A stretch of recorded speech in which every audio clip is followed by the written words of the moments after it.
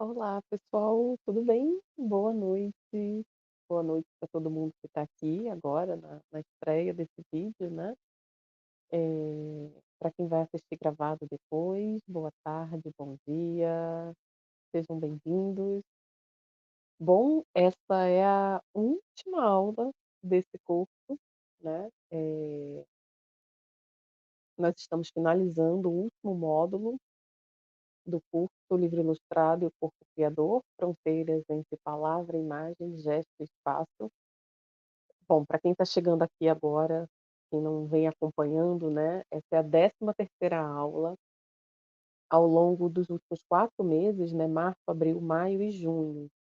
Essas aulas pertenceram ao curso, né, um curso online que eu dou, né, que eu ministro, e a ideia dessas aulas abertas era fazer com que a gente pudesse alargar as discussões sobre processo de criação, ilustração, narrativa visual, livro ilustrado e o corpo criador, né, que é o grande mote desse curso. Essas aulas abertas são abertas a qualquer pessoa que se interesse pelo assunto, que chegue aqui no canal, e era de fato a ideia era fazer um alargamento das discussões que são feitas dentro do curso com os alunos matriculados, né. Ah, e ao longo dos últimos 4 meses foram 3 aulas a cada mês, né, e a gente conversou sobre livro ilustrado, sobre narrativa visual, sobre o tripé, né, que dá conta da leitura do livro ilustrado, que é palavra, né, texto escrito, texto imagético e projeto gráfico, né, esse é o tripé de leitura do livro ilustrado. A partir desse tripé, nós estabelecemos outras relações, estabelecemos outros debates, tratando de conceitos que permeiam o curso e permeiam a minha prática como professora, né, de processo de criação e de criação de narrativas visuais e permeia também o curso, né. Então nós partimos para um outro tripé, né, que fala da história das pessoas, da história dos materiais e da história dos processos. Então, ao longo desses meses, eu fui trabalhando os processos de criação, os bastidores da criação de diversos projetos meus, né, todos eles, eh, quase todos na verdade, né, falando de livro ilustrado, né, eu fui trazendo aqui a cada aula o processo de criação de algum livro que eu tenha ilustrado ou escrito e ilustrado. Trouxe também no final de maio, eu trouxe a minha pesquisa do mestrado, né, que é a grande aglutinadora de todos os conceitos que eu venho trabalhando, né, com os meus alunos e também aqui com a comunidade, que é poética, como fazer, né, que é uma discussão que quem traz é o Paul Valéry. Matéria e materialidade, a gente também debate muito essa questão. No último mês, e aí, a partir da minha pesquisa de mestrado, a gente alargou, a gente aprofundou esses conceitos, né, para quem não assistiu ainda, eu recomendo muito, todas as aulas estão aqui gravadas, as 13 aulas ficaram aqui gravadas, na playlist Aulas Abertas. Na aula 8, 9 e 10 eu trato da minha pesquisa, que se chama Camadas da Criação, hã, e fala do meu processo de criação a partir da minha leitura do Frankenstein, da Mary Shelley, e de como eu entrelaço o processo de criação da Mary Shelley, o meu e o do Victor Frankenstein, que é o personagem do do romance Frankenstein ou Prometeu Moderno, né, que é o estudo de caso da minha dissertação. Bom, em junho, eu queria muito trazer mais um conceito que para a gente é fundamental, né. Quem vem acompanhando as aulas, talvez já não aguente mais, mas é a frase do Barthes, né, aliás, na verdade, eu parafrasei uma frase do Barthes, que é: "Não existe imagem inocente". né, toda imagem tem uma retórica, tem um discurso por trás dela. E e esse mês de junho a gente passeou pela retórica da imagem com outras enfim, com livro e ainda com livro ilustrado e tudo. E hoje, né, eu já vinha conversando também com vocês que à medida em que o curso acabasse e a gente fosse chegando em julho, agosto e tudo mais, eu queria me manter nessas aulas abertas, sempre debatendo a criação a partir dessa coisa muito material, né, a partir de uma materialidade não só quando a gente fala do trabalho em si, do processo de criação em si, como quando a gente fala do contexto, né, por isso que esse tripé, história das pessoas, história dos materiais, história do processo me é tão caro. Então, eu queria, né, a ideia já que eu já venho conversando com vocês há um tempo, é sair do livro ilustrado e trabalhar narrativa visual em outras linguagens artísticas, né, sempre a partir desses conceitos, retórica da imagem, materialidade, poética, falando dessa coisa da criação como ordenação do caos, né, do qual fala a Mary Shelley. E Deleuze e Guattari também falaram sobre isso. Quem acompanha aqui sabe que, enfim, evidentemente esses conceitos estão todos muito bem embasados e tudo mais. Eu ofereço uma bibliografia, mas a gente não embora eu use esses termos, a gente não penso eu, né, a coisa não fica arrastada e nem engessada, né. E aí, para a gente voar, para a gente alargar essa compreensão dos processos de criação, né, e seguir pensando em tudo isso, a partir desse tripé, né, das histórias das pessoas, dos materiais e dos processos, eu quero ir trazendo outras linguagens, né. A ideia, já conversei com vocês, é trazer pessoas também de outras linguagens, de outros espaços de narrativa visual que possam conversar com a gente. E hoje eu começo, né, eu saio finalmente do livro e eu trago aqui o algo que talvez seja um pouco inusitado, né, e aí eu faço essa provocação, eh, que um desfile carnavalesco é um grande livro ilustrado que se abre numa avenida, né, e um desfile carnavalesco nada mais é do que essa leitura desse livro ilustrado aberto na avenida, né. Quem é do Rio de Janeiro, na Sapucaí. E, enfim, mas ou a Intendente Magalhães, enfim. Mas eu venho pensando sobre isso há muito tempo, né. Eu trabalho com carnaval já há bastante tempo já, não são só alguns anos, são muitos anos. Eu pesquiso, eu tenho uma pós-graduação em figurino e carnaval, atuei na área também como professora, e há muito tempo eu venho pensando sobre isso, assim, porque um desfile tem a sonoridade, tem a palavra, né, cantada, tem a palavra escrita, tem a palavra falada, mas ela também tem a imagem, né, a palavra vem, não só traduzida, porque assim já entrando na questão da retórica da imagem, assim como as ilustrações dos livros que a gente já conversou aqui, não precisam ser a tradução literal daquilo que está escrito, no carnaval a gente também não tem necessariamente a tradução imagética daquilo que já está escrito no enredo, né, que está cantado no samba-enredo.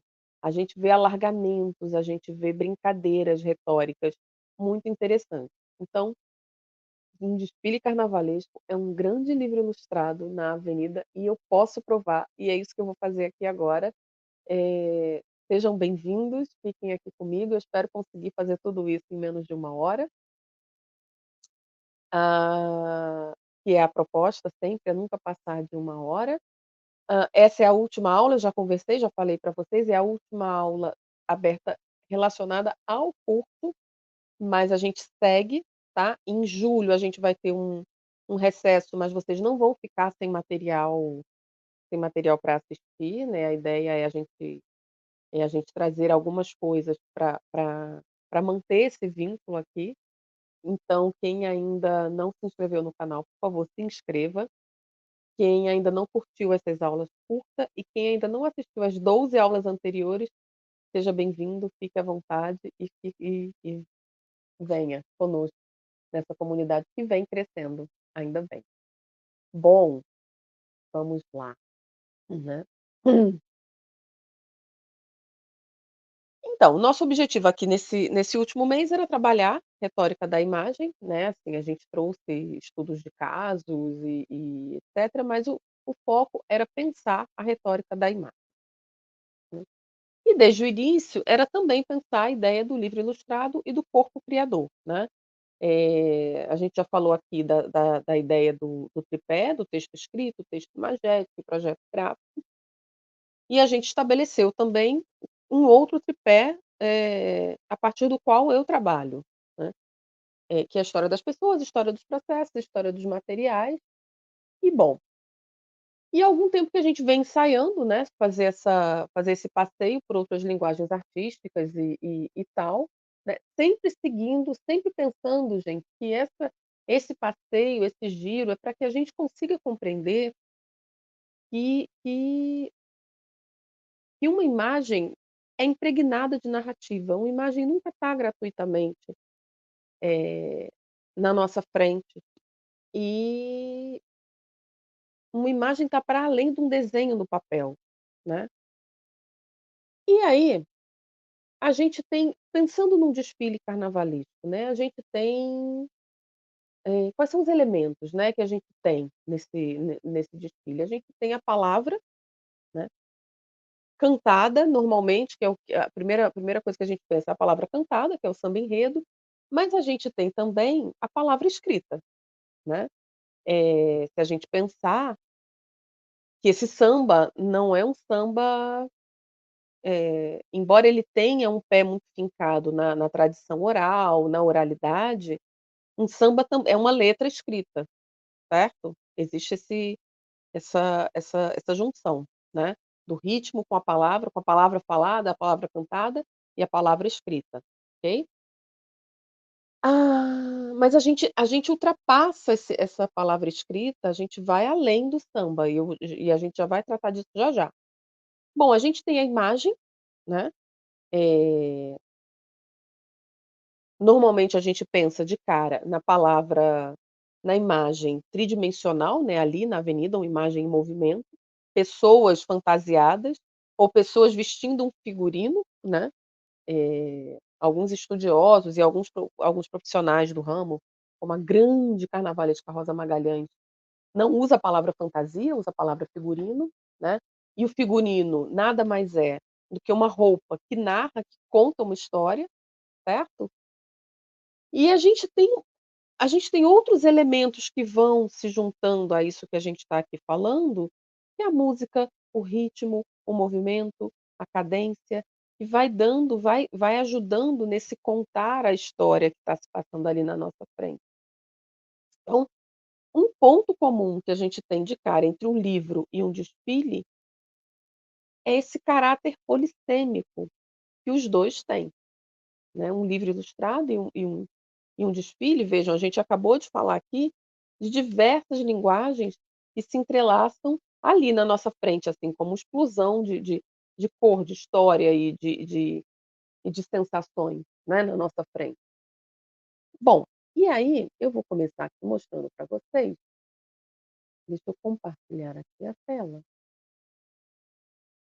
para a gente começar falando, para compartilhar, tá.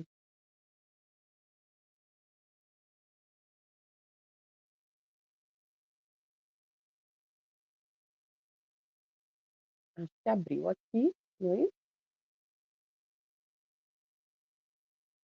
Vou deixar a tela aqui inteira. abriu aqui para vocês u uma coisa que a gente chama de livro abre-alas.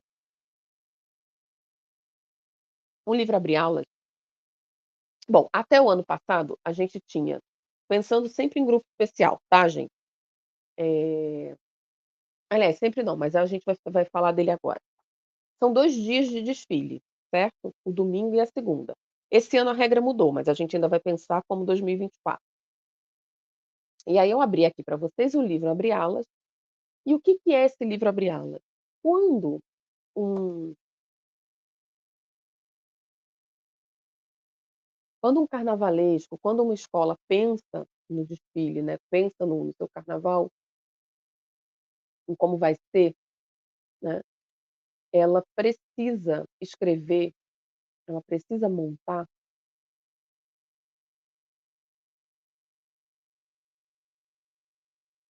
uma coisa chamada sinopse, tá. E é isso que eu estou mostrando aqui para vocês. As sinopses de todas as escolas ficam agrupadas nesse livro Abre Alas, tá. E esse livro Abre Alas, fica publicado no site da Liesa, que é a Liga das Escolas de Samba, tá.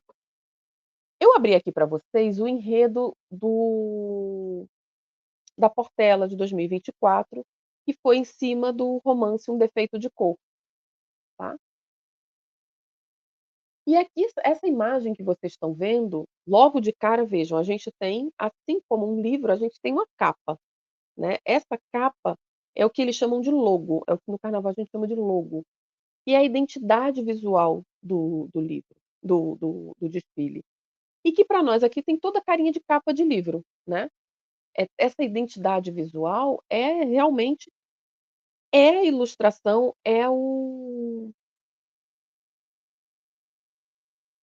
é todo o projeto, assim como identidade visual é de fato, né, é o é a condensa é a condensação das cores, das formas, das sensações, enfim, de tudo que esse enredo necessita passar. Ele precisa estar aqui nessa capa, assim como é a capa de um livro, tá. E aí, minha gente,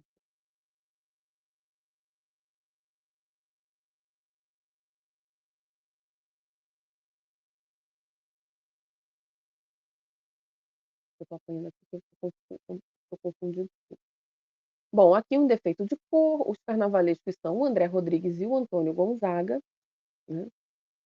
E aí eu costumo brincar que no início é o verbo, né, como é que nasce um enredo, como é que surge um enredo? A gente está vendo aqui a ficha técnica, tá, e aí a ficha técnica é como se fosse a ficha catalográfica do livro, né, ele vai colocar o nome do enredo, dos carnavalescos, enfim, da equipe, do que está ali envolvido, né, de quem está ali envolvido, vai colocar informações importantíssimas, né, sobre quem eventualmente tenha ajudado a elaborar esse enredo, enfim, né. O no que no qual é a grande inspiração desse enredo, aqui no caso é Um Defeito de Cor, que é o romance da Ana Maria Gonçalves. E aí a gente tem, né, eu sempre brinco que no início era o verbo, porque normalmente um livro ilustrado, a gente percebe, né, assim, a gente na maioria dos casos, ele nasce da palavra e depois ele vai para a imagem. Ou às vezes a palavra e a imagem nascem juntos, algumas vezes a imagem vai nascer primeiro, enfim. No enredo, a gente tem primeiramente um tema, né, define-se o tema, que é uma ideia ampla, e dessa ideia ampla vai se criar o enredo, né. Eu não sei qual foi o tema inicial desse enredo, de Um Defeito de Cor, mas optou-se por trabalhar ali com o romance, e aí cria-se esse enredo, e é a história, é a maneira como esse romance, como as coisas que suscitam esse, né, que esse romance suscitam no carnavalesco, vai ser contado na avenida, ou seja, há uma história, há a criação de fato de um enredo, daí o nome enredo, né. Então eles aqui vão escrever, os carnavalescos junto, normalmente com uma equipe, às vezes tem historiador, às vezes tem antropólogo, mas sempre tem uma equipe junto com o carnavalesco para criar o enredo, ainda mais se for um enredo histórico e tal, né. Então vocês estão vendo aqui, não é o caso de nós lermos o enredo, mas é só para vocês verem que existe, é quase como uma, esse documento que vocês estão vendo aqui é quase como uma monografia, quase como uma,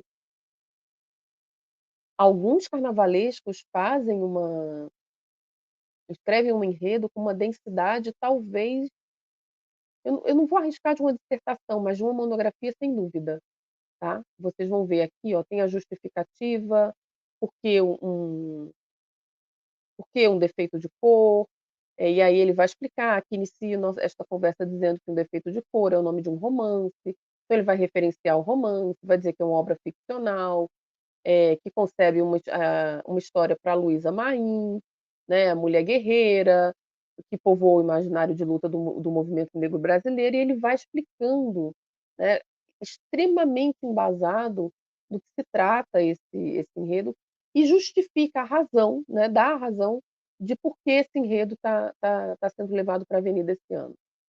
Vejam quantas páginas, né. Existem enredos que vão ser mais poéticos, que vão ter uma prosa, mais ficcional, né, a Rosa Magalhães faz isso muito bem, por exemplo, né, e segue aqui a justificativa.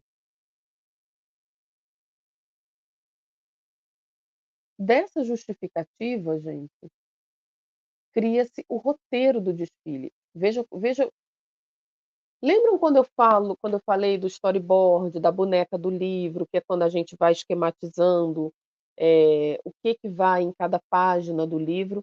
O roteiro do desfile nada mais é do que uma boneca aberta assim, né. Não vai ter o passar de páginas, a gente vai ver aberto. Então a gente começa aqui, ó, cada retângulo desse é uma parte do desfile, né, é um setor, e aqui ele vai descrevendo quem começa, quem entra, quem abre esse desfile, é a comissão de frente, que se chama Sagrado Feminino Ensinamento. Em seguida vem o primeiro casal de mestre-sala e porta-bandeira, depois vem os guardiões do casal, os destaques performáticos, até que começa a ala 1, né. A ala 1, a comunidade matriarcas, e aí ele vai dizendo, nessa ala 1, que vai ter? Vai ter um tripé? Vai ter uma alegoria? Quantas, hã, quem vai estar no chão, né, o que que vai ter ali? A gente tem a ala 1, a comunidade matriarcas, a ala 2, a comunidade culto Vodum, em seguida vem uma alegoria é um carro alegórico, tá. E aí ele segue, ó, no primeiro setor ainda vai ter a ala 3, as alas são aqueles agrupamentos que a gente vê, né, aqueles agrupamentos de fantasias que vêm encadeados, né, um atrás do outro. Às vezes é permeado por carro alegórico, por um tripé, ou pelo casal de mestre-salas e porta-bandeira, mas é como se cada ala, cada carro alegórico fosse uma página desse livro que vai sendo contado ali pra gente, tá. E aqui é o esquema que a gente está vendo, eh, aberto, né. E aí ele segue, ó. São, eu nem sei quantos setores tem na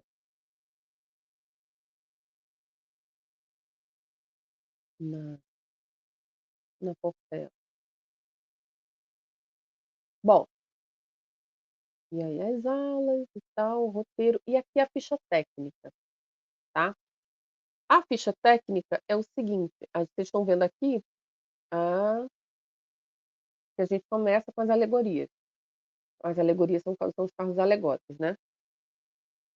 Então tem aqui entre parênteses o nome do criador das alegorias, e cada alegoria tem a foto dela, tá, que é a foto do projeto, do croquis, da maquete, faz-se uma maquete hoje em dia, uma maquete impressa, tridimensional, e do lado tem a justificativa do que ela representa, tá, tem uma explicação do que ela representa.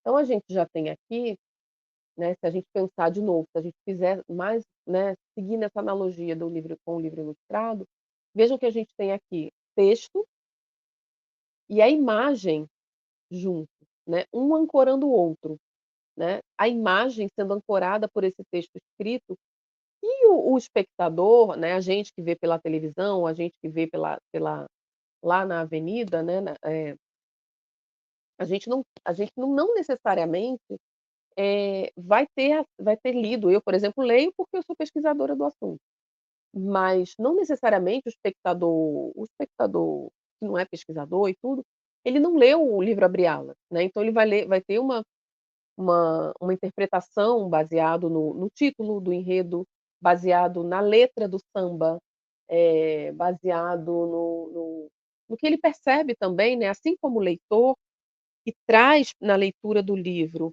a sua bagagem leitora, né, para compreender o livro, o espectador também traz a sua bagagem de vida, o seu arcabouço cultural, para ter a compreensão daquele samba enredo daquele enredo, né. Então vejam quantas leituras aqui a gente já vê entrelaçadas, assim como no livro ilustrado, certo?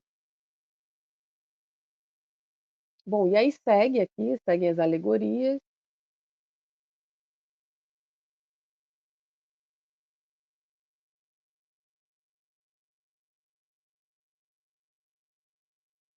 Hã, os destaques são aquelas pessoas, aquelas fantasias imensas, né, que ficam em cima dos carros alegóricos. Então aqui tem um rol de destaques, eu não vou entrar nesse detalhe dos destaques, que não nos interessa necessariamente, mas vejam que, de novo, a gente tem, não só o nome da pessoa, né, do profissional, por exemplo, hum,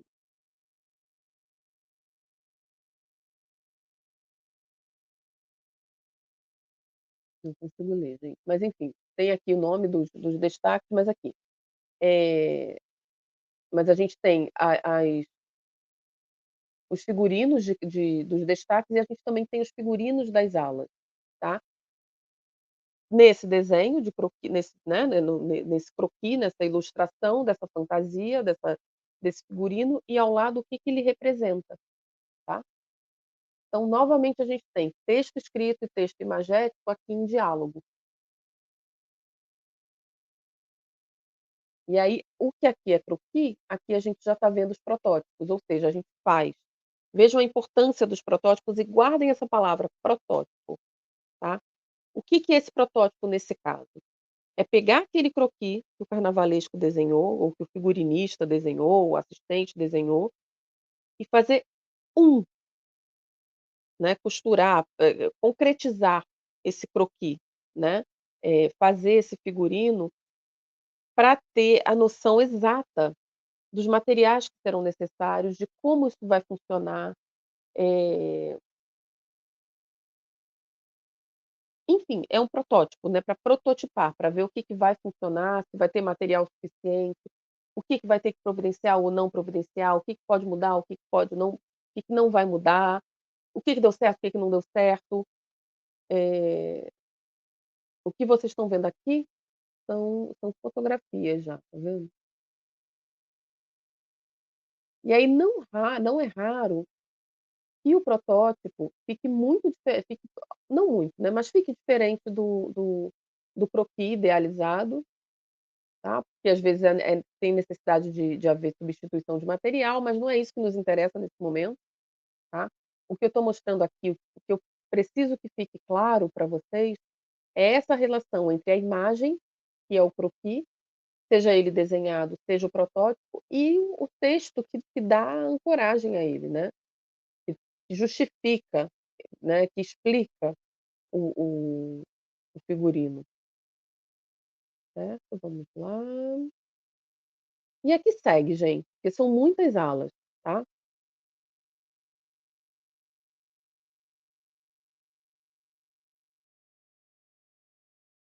Bom,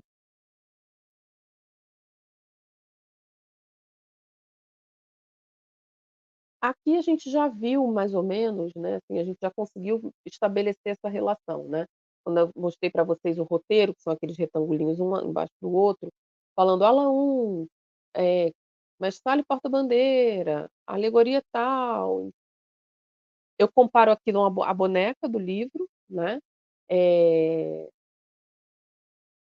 as imagens que vocês viram dos carros alegóricos e dos croquis das fantasias, dos protótipos das fantasias, guardem essa palavra protótipo, porque para nós o protótipo é fundamental, tá. Pra quem cria, tanto para quem cria, livro, né, por exemplo, eu estou aqui, isso aqui, que nem tem nada a ver com a aula de hoje, mas o que eu quero dizer é, quando a gente trabalha com qualquer coisa no design, na arte, a gente cria protótipos, que são modelinhos para a gente testar se funciona, se não funciona, de que maneira funciona melhor, tá. Isso é fundamental para a gente vai falar sobre isso nesse canal daqui para frente cada vez mais, tá. Isso aqui é de um projeto que eu estou montando, e estava aqui hoje fazendo isso. Bom, e aí seguindo na nossa na nossa análise aqui, uma outra coisa que eu quero mostrar para vocês é o seguinte, nesse caso aqui, eu não sei,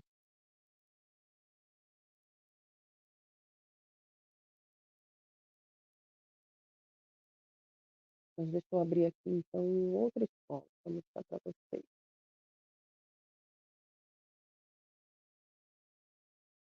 Eu vou abrir para vocês aqui uma outra escola que eu quero mostrar o seguinte,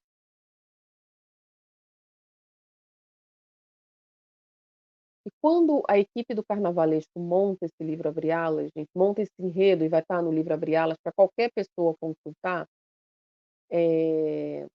tem isso aqui, ó, eu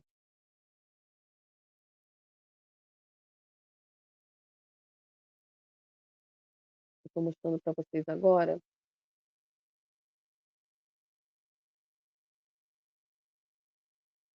ó, o site, tá, é bem aqui, esse é de 2024. Então a gente pode fazer download tanto do Abre Alas das escolas onde estão agrupadas as escolas de domingo, quanto o outro que são as escolas da segunda-feira. O que eu abri aqui, quero abrir aqui para vocês, para mostrar, é o nível de cuidado das escolas, porque às vezes parece que é um, oh meu Deus, de novo abri errado, novamente.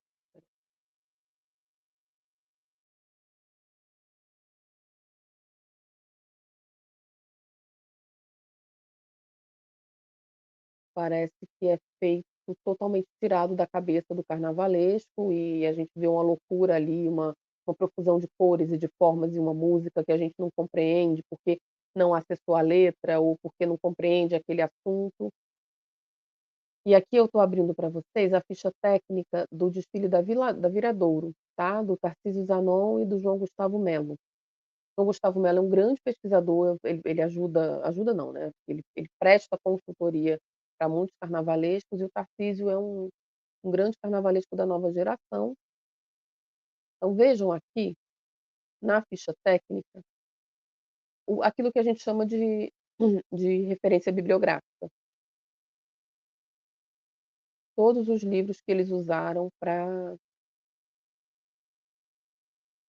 como consulta para a criação desse enredo, tá. E no caso deles,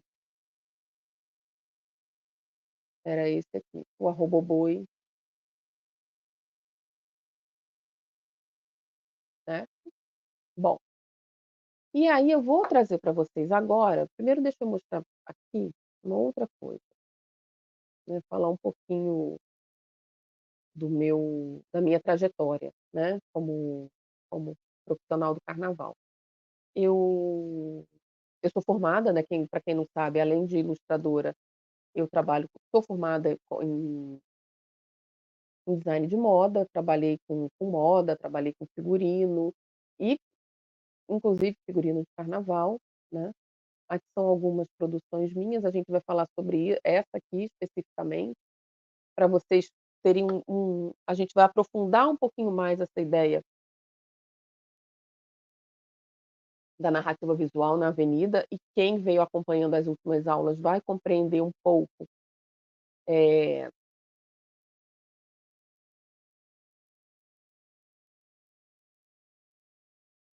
da transposição do meu trabalho como figurinista para o trabalho como ilustradora e vice-versa, né, vai perceber esses atravessamentos, tá.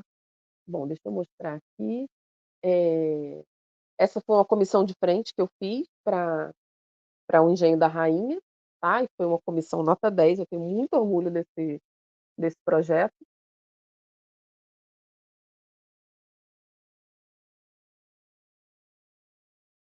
Uma concepção de um destaque também para o Engenho da Rainha, sou eu que criei esse figurino, quem vestiu, né, o destaque em questão era a Samile Cunha,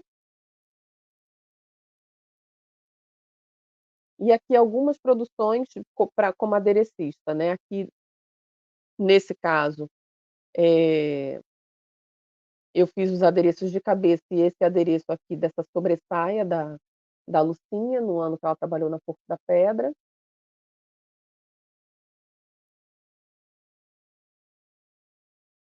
Esse figurino aqui para esse casal de mestre-sala e bandeira da Belfor Roxo, né, eu trabalho e aí, a gente entra aqui, ó, eu fiz essa peruca, é uma peruca de um material emborrachado, né, e eu fui professora do curso, né, do MBA em Figurino e Carnaval da Universidade Veiga de Almeida, e a minha disciplina era processos de criação, nesse caso perucas carnavalescas, né. Então, sempre sempre, né, com essa ideia da exploração dos materiais, da transformação da matéria em materialidade, de investigar o potencial de cada material. Esse era o mote das minhas disciplinas. Eu dei 2 disciplinas de processo de criação. Essa das perucas, né, essa aqui por acaso é emborrachado EVA. Essa aqui é uma peruca de sisal, tá. Tem aqui algumas produções e tudo, né, os projetos de aula, os alunos trabalhando, sempre com essa nessa premissa, né, de prototipar, tá. É algo que para nós, já falei, vai ser fundamental essa palavra protótipo, daqui para frente. Então lembrem das bonecas dos livros, eh e aqui também, né, essa era uma outra disciplina chamada também processo de criação, mas dessa vez eram ferragens para figurinos e adereços carnavalescos. Então, todos esses figurinos enormes que a gente vê, né, com grandes armações, elas usam ferragem mesmo, tá. Muitas precisam de serralheiro para fazer. Essa sobressaia aqui da Lucinha, por exemplo, essa daqui precisou, né, de serralheiro para me ajudar a montar a estrutura, sobre a qual eu coloquei essas pétalas de flores. Essa coroa que ele usa também, que a gente só consegue ver de cima, também tem uma ferragenzinha. Então, a minha ideia nessa disciplina era também a exploração dos materiais, né, para o aluno compreender, primeiro, ter esse material na mão, tocar, usar, manipular, brincar com ele, modelar livremente, para que depois ele consiga compreender de que maneira isso pode ir no corpo, com a exploração máxima da potencialidade, não só daquele material, como daquele corpo que vai receber esse material, tá. Então aqui são meus alunos, modelando, tem uma menina que já está modelando no papel, né, no manequim, numa técnica que a gente chama de moulage, ela já está modelando esse figurino para aplicar a ferragem com a qual ela já brincou. Aqui tem um outro rapaz que fez improvisou um adereço de cabeça com ferragem, né. Bom, aqui e aí foi quando também dei eventualmente, né, substituindo o Edson Pereira, que é um grande carnavalesco, grande amigo, uma pessoa incrível, que está agora na Unidos da Tijuca em 2025, ele esteve no Salgueiro nos últimos anos, e foi pra Tijuca agora. Bom, aqui foi quando eu tive que substituí-lo, né, então eu dei a disciplina de alegorias e adereços. E aí aqui já entra numa outra seara do meu trabalho. Bom, deixa eu tirar esse material aqui. Aqui é um figurino que eu fiz para um espetáculo chamado O Crime do Padre Amaro, mas vamos voltar lá no é aqui que eu quero chegar. A gente vai hoje voltar, continuar, né, na verdade, nesse assunto da retórica da imagem, mas eu quero falar da retórica da imagem no processo de criação de um traje de cena, tá, que nada mais é do que um figurino, ok. E aí eu trouxe como estudo de caso um projeto, né, foi um projeto para Viradouro, há alguns anos já, eu mostrei para vocês a Viradouro com Tarcísio Zanon, né, até rapidamente, né, quando eu mostrei ali aquela ficha técnica, era do Tarcísio, o enredo do Tarcísio, mas no ano em que eu trabalhei na Viradouro, era o Edson Pereira, o carnavalesco. Ó,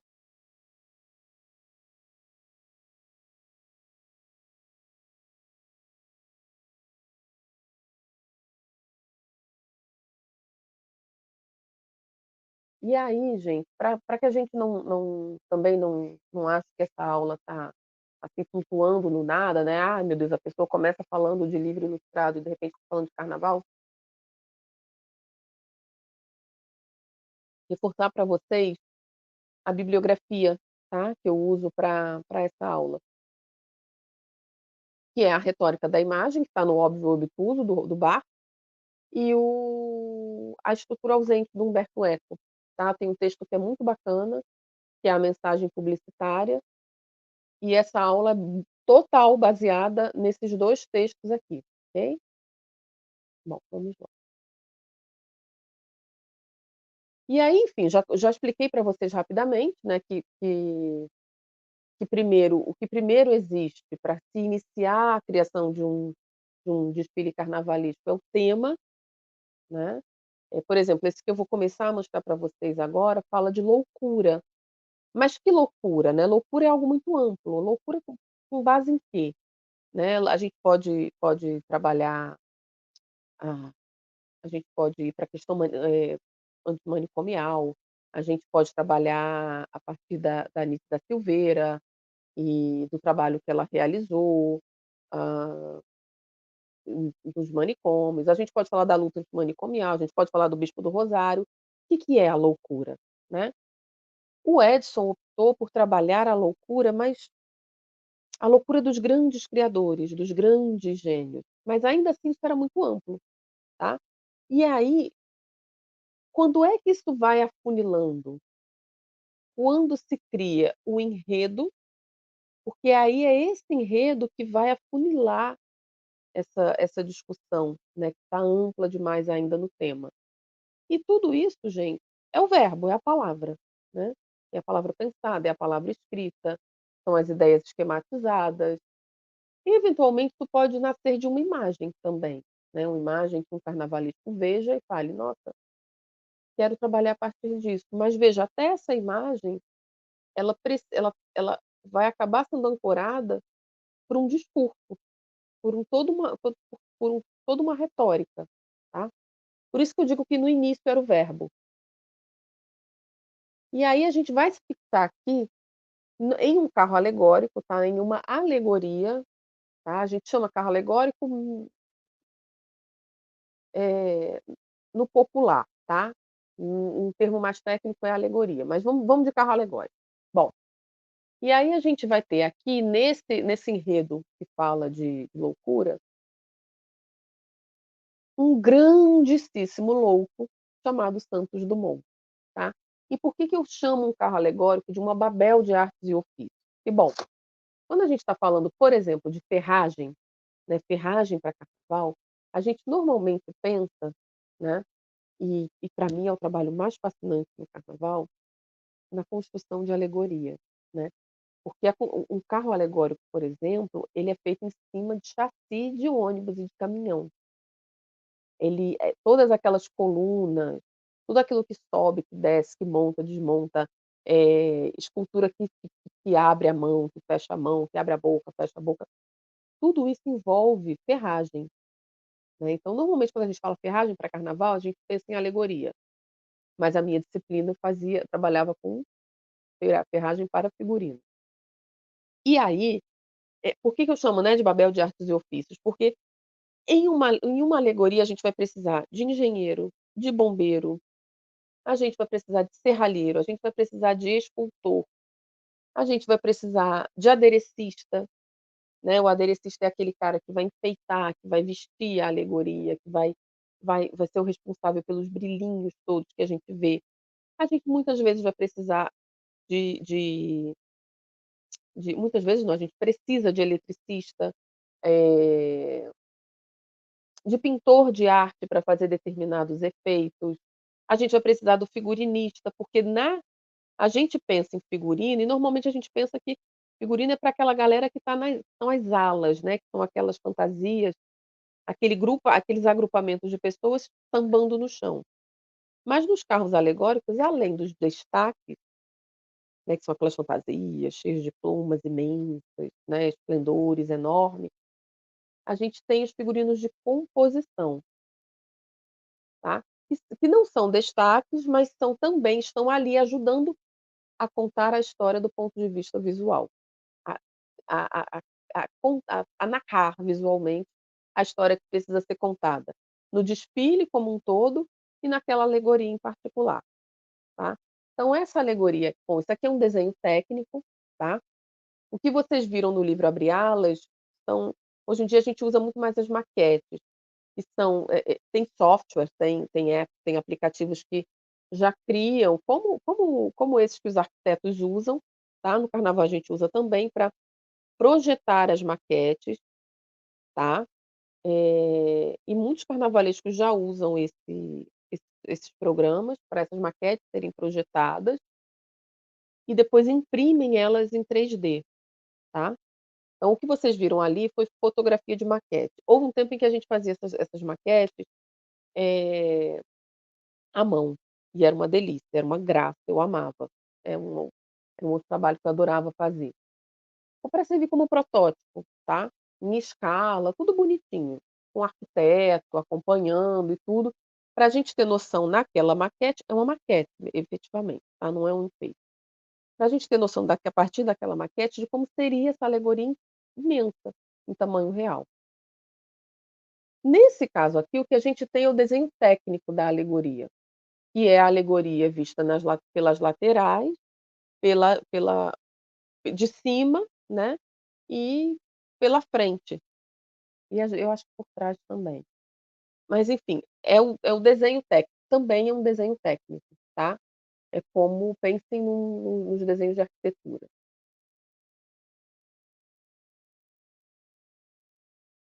A loucura né, sobre a qual nós falaríamos nessa alegoria, era a loucura do Santos Dumont, a grande genialidade, né. Do Santos Dumont. Então a gente vai ter aqui, pensem bem, vamos ver. Pensando em Santos Dumont, a gente tinha, o 14 bis, o balão, a Torre Eiffel, né, porque o o Santos Dumont faz um sobrevoo ali, né, em torno da torre. Então a gente tem essas arvorezinhas que são ali o entorno da Torre Eiffel, e ele faz isso em plena Belle Époque. Né, e quando a gente pensa vejam, a gente já está aqui criando narrativas, né, porque é claro que a Belle Époque, gente, não era em tons de sépia, a Belle Époque era colorida como tudo é colorido hoje, tá, as pessoas não se vestiam de sépia, as pessoas não eram tom de sépia na Belle Époque. A gente é que a gente é que arbitrou pensar na Belle Époque sempre em tons de sépia, pelas fotografias, né, então a gente faz sempre essa relação, né. E esse carro é todo nesses tons de sépia, tá. Aqui bem, deixa eu aumentar de novo, não tá muito nítido, mas é um painel com imagens da Belle Époque, da Paris da Belle Époque, certo. E a ideia era fazer com que os figurinos de composição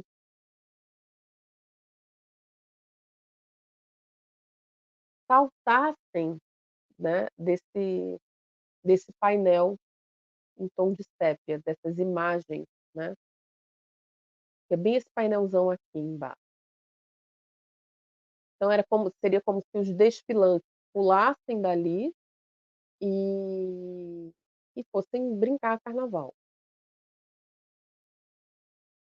E aí eu vou falar para vocês agora aqui um pouquinho do figurino como narrativa visual. Porque vejam, tem essa historinha toda que eu contei para vocês, tá.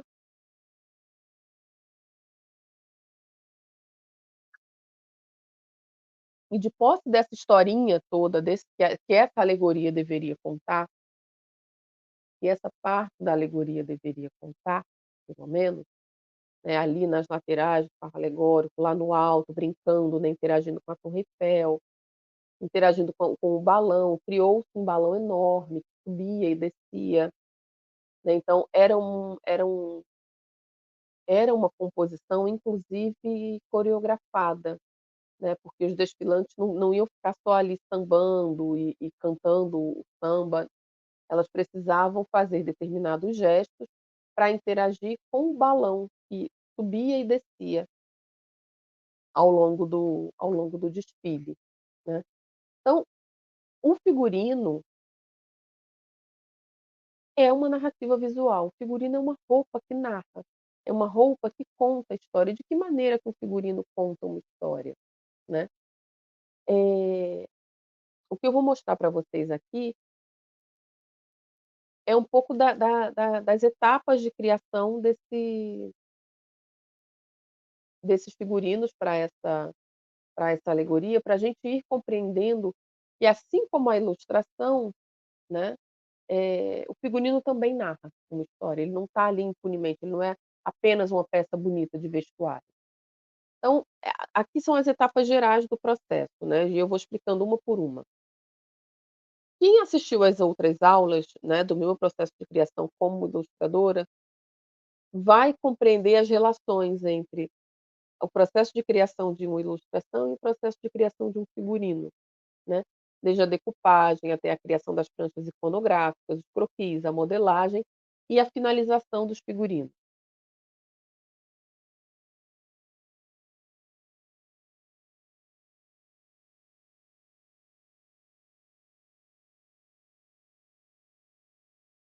Vamos lá.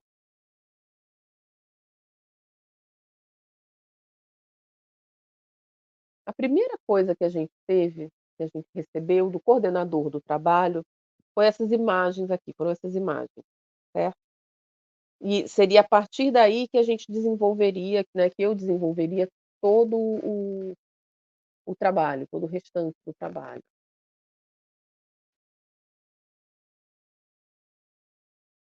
São imagens muito genéricas de uma Belle Époque, são mulheres, né, mulheres anônimas, mulheres comuns, e algumas imagens, aqui essas 3 de cima, para ajudar a dar o tom cromático mesmo, para fornecer a cartela de cores que poderia ser desenvolvida para, né, e utilizada. Bom, e aí gente, a gente tem as primeiras experimentações, né, porque aprendi isso com um professor que eu tive chamado Samuel Abrantes, que é a Samile que eu mostrei para vocês, né, é irmão da Samile, e na verdade foi inclusive com o Samuel que eu aprendi a nunca usar um tecido conforme ele vem da loja, né, porque transportei isso para o papel, né, vocês cansaram também de já de me ouvir falar, que eu nunca uso um papel conforme ele vem da loja. Então, muito antes de não utilizar um papel conforme ele vem da loja, eu não utilizo um tecido conforme ele vem da loja, né. E aprendi isso com o meu querido mestre Samuel Abrantes. E na medida em que a gente transforma esse tecido, que a gente vai acrescentando cor, tinta, um bordado, enfim, que a gente vai beneficiando esse tecido, a gente vai acrescentando a ele camadas narrativas, né, a gente vai acrescentando a energia da nossa mão, a gente vai acrescentando a ele o nosso olhar criador.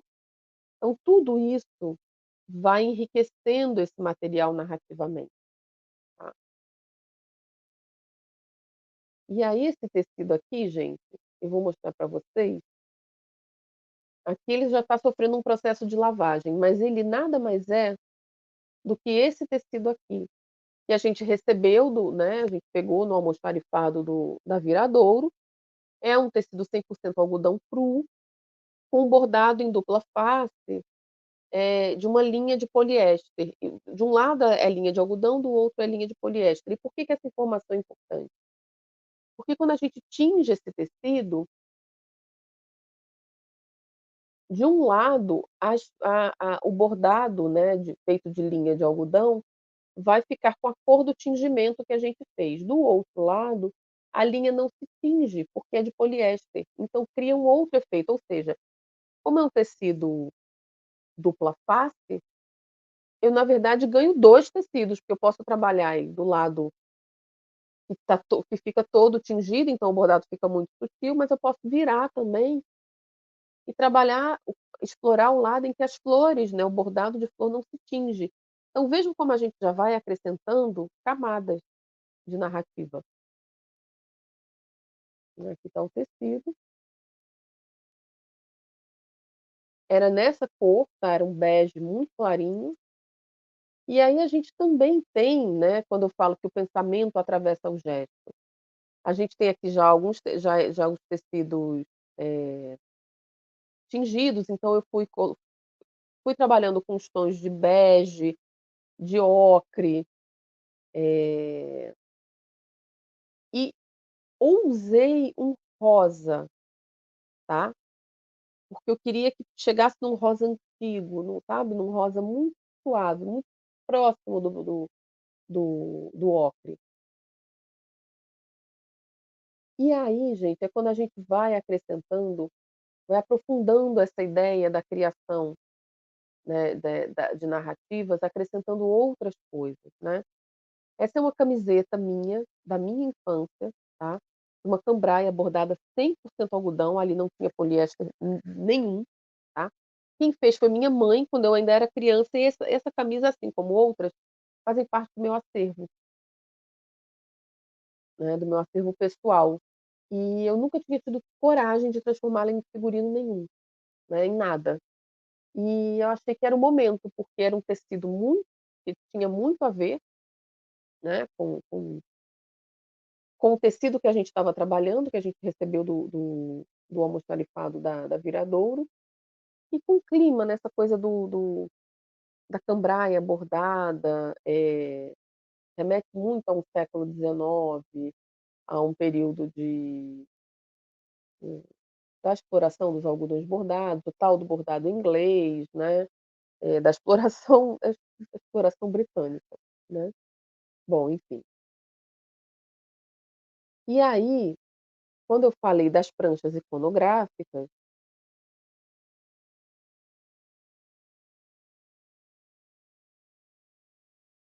essa isso é uma prancha iconográfica. E aí, quem me conhece, né, quem vem também acompanhando as aulas, vai imediatamente se lembrar dos diários de criação, né. O que são essas pranchas iconográficas? Elas nada mais são do que o diário de criação planificado, né. Aqui eu trabalhei prancha, mas normalmente eu trabalho diário, nos meus diários. Que é a reunião, por meio da colagem, de diversas informações que são pertinentes àquele projeto. Então aqui eu acrescentei outras imagens, eu acrescentei, outras cores, acrescentei materiais que me suscitavam, sensações que eu queria naqueles tecidos, que eu queria naqueles bordados, e fui brincando também né, essa aqui já é uma outra prancha iconográfica, mas aqui é uma prancha iconográfica dos materiais têxteis, tá. Dos materiais já tingidos, aqui eu já trabalhei com estampa feita em stencil, já tinha aqui outros aviamentos, enfim, materiais que eu utilizaria, né, ali combinados, né, em forma de colagem. Isso é importante para quem quando a gente vai para uma reunião de equipe, por exemplo, né, sei lá, mostrar isso para o carnavalesco,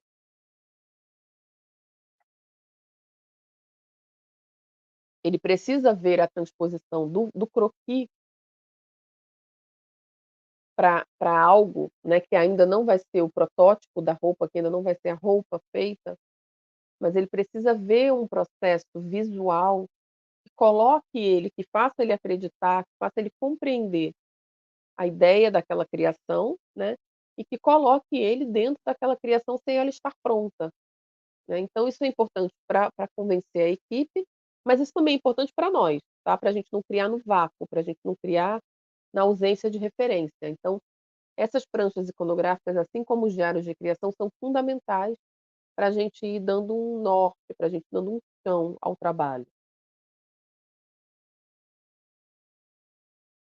E a silhueta, né, essa silhueta é fundamental, tá, porque é dessa silhueta que a gente vai tirar a forma do figurino, né. A Belle Époque tem uma silhueta, toda vez que a gente vai criar um figurino, sobretudo um figurino para uma determinada época, mas enfim, eu nem vou usar um figurino, né, o tal do figurino de época. Quando a gente vai criar um figurino, a gente define a silhueta, né, porque a gente define a forma geral que esse figurino deve ter. Se a gente vai privilegiar busto, né, esse busto vai estar maior, se a gente vai privilegiar, a traseira da pessoa, enfim. A Belle Époque era muito comum pela silhueta S, né, que era o grande peitoral e a traseira também grandona, né, que a gente colocava não as anquinhas, mas os bustles, né, porque a anquinha é do lado, são as ancas. O bustle é uma almofadinha que a gente bota no bumbum para ela crescer, tá. Então, aqui é uma silhueta que me dá informações sobre mangas muito grandes, sobre peito muito grande, meu gato, gente, chorando, pra entrar ou pra sair, não sei. Pra sair, né, no caso, porque tá aqui me agoniando, e eu não vou levantar tão cedo, né. Bom, nessa silhueta eu tenho a ideia da saia reta, né, de uma saia, enfim, de uma saia reta que vai abrindo, uma saia em forma de sino. Eu sei que eu vou ter que dar um volume atrás, um volume na frente, as mangas, né. Essa é uma silhueta da Belle Époque. A sombrinha, o cabelo exagerado, né, o volume de cabelo exagerado. Aqui eu já tenho informações que são importantíssimas para a criação do figurino. E aí eu tenho as pessoas que vão vestir, os corpos que vão vestir, né. E aí eu separei aqui 2 corpos, 2 pessoas, né. Que vão reais, que vão vestir esse esse figurino. Aqui é o croquis, né, essa aqui é uma das desfilantes, que é a Aline, enfim, que é uma pole dancer, ela tem um corpo muito sarado, 1,70 m, manequim 38.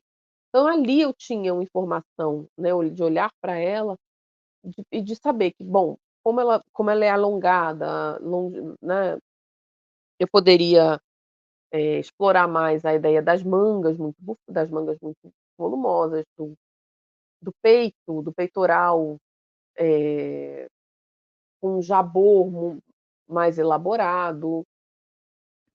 Hã,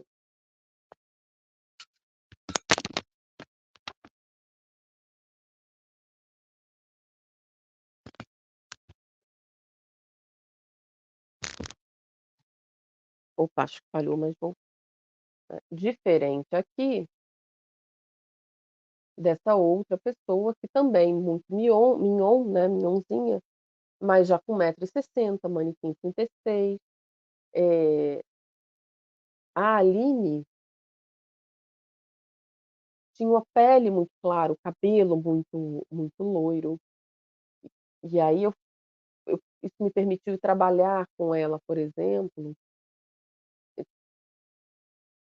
tons mais rosados. Lembram aquele rosado que eu usei que eu tingi aquele tingimento rosa?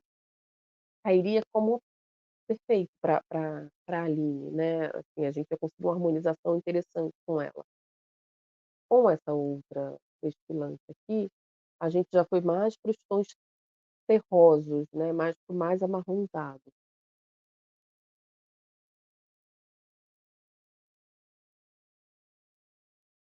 E aqui eu, porque assim como o dono da MAFI e a Rosa Magalhães, eu adoro destilar, adoro aparecer naquilo que eu produzo. Então também aqui eu tinha, na época que eu estava com cabelo escuro ainda, né, uma outra proposta diferente, né, das 2 anteriores, papel, volume concentrado no figurino, não não nas mangas, porque eu estava um pouco mais acima do peso, então eu não queria que ficasse um blocão no tronco, então eu alonguei isso através das mangas e através da saia evasê, que era maior atrás, com uma cauda atrás. Tudo isso a gente vai pensando de acordo com o corpo real que a gente vai vestir, né. Então aqui as saias, espera aí,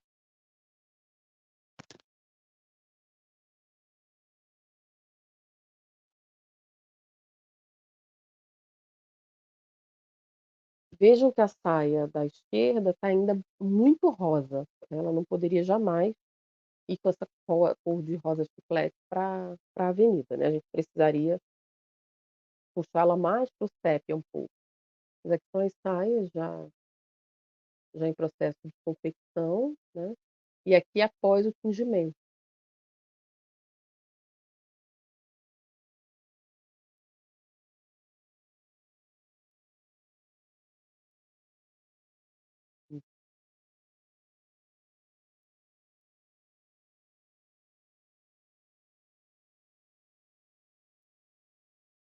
E aí por uma razão, né, por uma questão de praticidade, gente, imagina, fazer uma ala, fazer um figurino de composição, você tem que fazer às vezes 15, 20, 30, 50, 100 figurinos iguais, né.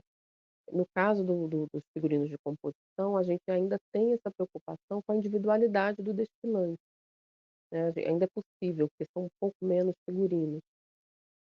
Eh, mas mesmo assim é um volume de trabalho grande, então a gente usa a mesma modelagem, por exemplo, para saia, eu usei a mesma modelagem para as 3 saias, para todas as outras saias, né, que precisaram ser feitas. Camisa também, a gente usa a mesma modelagem básica e a gente vai acrescentando diferenças pequenas, né, mas que surtem um efeito muito grande, né, de diferença muito grande quando a gente vê tudo pronto, né. As modelagens dessas 3 roupas é rigorosamente igual. Só que em uma eu acrescentei um babado, no outro eu tirei o babado, não, em uma eu acrescentei um volume em cima da manga, no outro esse volume que estava em cima foi para baixo. Coisas pequenas na mesma modelagem básica que a gente vai modificando de um figurino para outro e que acabam formando, tá vendo, 3 roupas que se completam, que compõem, né, daí se chamar composição, mas que têm sua individualidade. E é na terceira, né, que tá o colete com aquela blusa que foi da quando eu era criança. Uma outra coisa é a praticidade na hora do vestir, então esse jabot que a gente coloca na desfilante número 1, ele não tá na blusa, ele é um elemento solto para ser colocado depois, né. O colete, o cinto, aqui outros elementos, tá. Eu vou dar uma corridinha, porque a aula já passou de 1 hora. Mas aqui outros elementos muito próprios da Belle Époque, né, as sombrinhas, os chapéus com plumas, aqui no manequim, vocês conseguem ver, né, nesse detalhe aqui do manequim, o tal do bustle, que nada mais é do que essa almofadinha que as mulheres colocavam no bumbum, para dar aquele volume do bumbum. É a transformação de um sapato velho, para virar um sapato do desfile, a criação desses elementos de cabeça, desse chapéu, dessa sombrinha que foi feita do zero, né, a partir de uma ferragem, né, de uma sombrinha.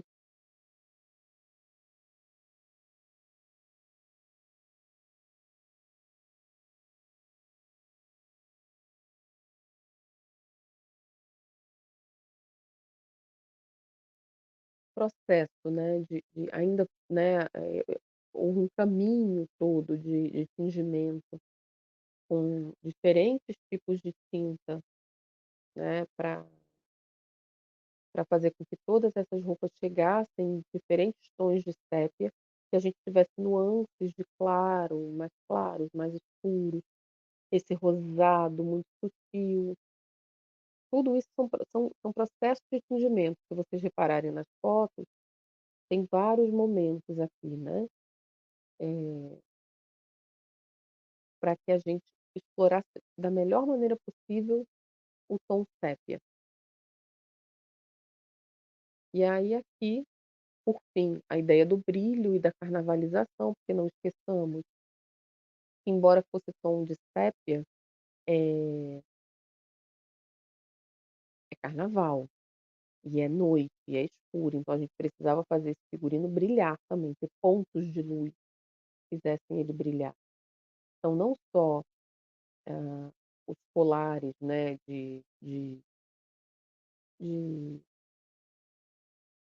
simulacros de pérola, né, claro, são simulacros, não são joias verdadeiras, mas bordados, pequenas inserções de chafão, de coisas que dessem brilho quando a luz batesse no figurino. E aqui,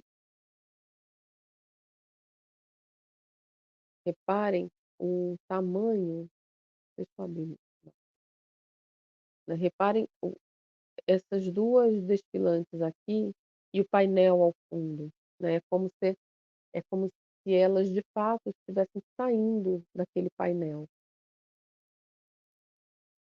saltando do painel para interagir com o público. E aqui a alegoria vista, hum, mais à distância, né, aqui é realmente uma foto do desfile. Então vejam que tem iluminação no painel, vejam que tem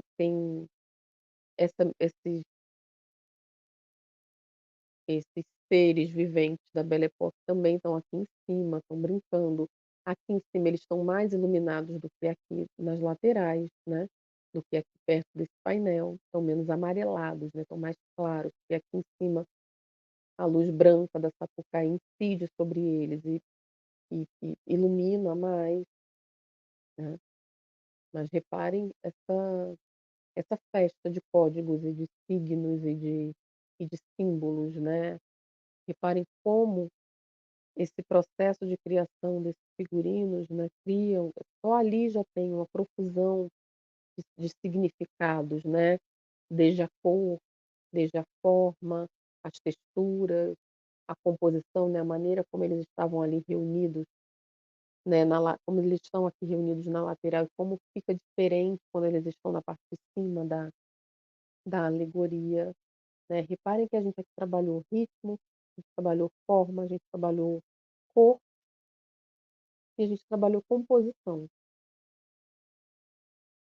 né. Reparem como a gente consegue, né, como é possível ler, eh, um desfile carnavalesco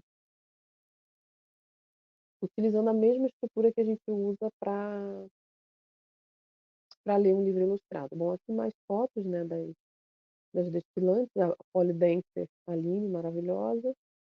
Aqui algumas fotos de outros, né, aqui na concentração, de outros desfilantes, da mesma composição, né. Ih, espera. E é isso aqui. Deixa eu voltar para imagem aqui, que eu acho que essa imagem é importante.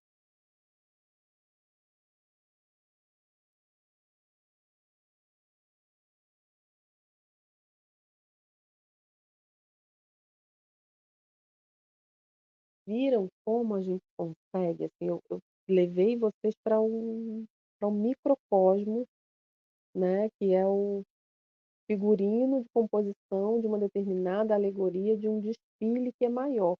Além dessa alegoria, provavelmente tem mais 4 ou 5, né, mas eu mostrei me concentrei nos figurinos de uma delas, para mostrar para vocês o quanto a gente tem ali de construção narrativa na criação dos figurinos daquela única alegoria. Imaginem isso em diálogo com todas as outras, né.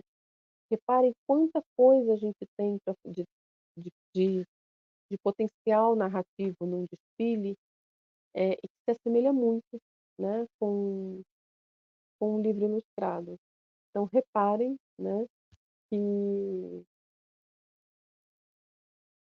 um desfile carnavalesco tem a mesma retórica, né, tem o mesmo potencial retórico de um livro ilustrado. E a gente pode falar também do mesmo tripé, né, texto escrito, texto imagético e projeto gráfico, que é o roteiro, né, do como essa história vai ser contada, espalhada na avenida. Mas a gente também pode usar o outro tripé, que é o tripé que nós usamos no curso: história das pessoas, história dos materiais e história dos processos. E assim como eu fui a figurinista dessa composição, né, desses figurinos de composição, eh,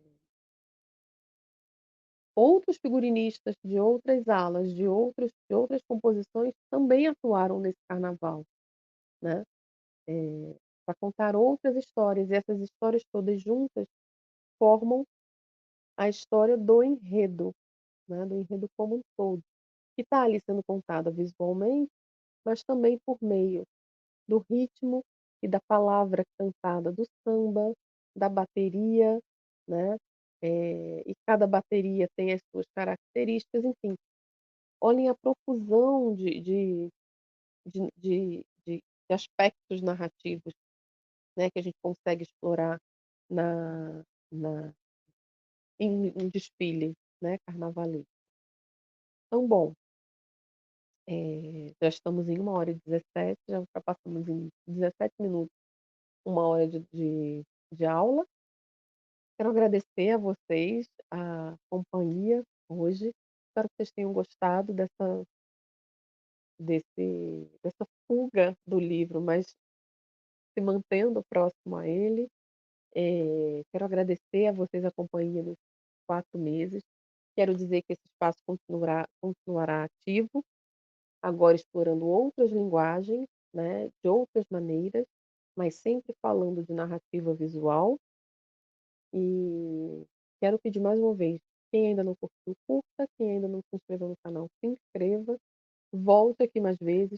Não esqueçam a palavra protótipo, porque ela tem uma razão de ser aqui no nosso canal, tá? E é isso, pessoal. O curso está essa turma do curso está essas turmas, né, são 2 turmas do curso estão sendo finalizadas, né, o curso tem 4 meses de duração, outras virão, mas independente disso as aulas abertas permanecem aqui gravadas para vocês. E em julho a gente tem esse recesso breve que eu expliquei no início da aula, mas que a gente vai colocar aqui cortes, alguns outros materiais, tá. Em agosto a gente volta com produção de conteúdo, inédito, em outros horários também, inclusive, pessoas para ampliarem esse diálogo, né, entre nós e as diversas linguagens visuais, tá bom? Muito obrigada, fico muito feliz de ter vocês aqui comigo. E é isso, gente. Um beijo bem grande e boa noite.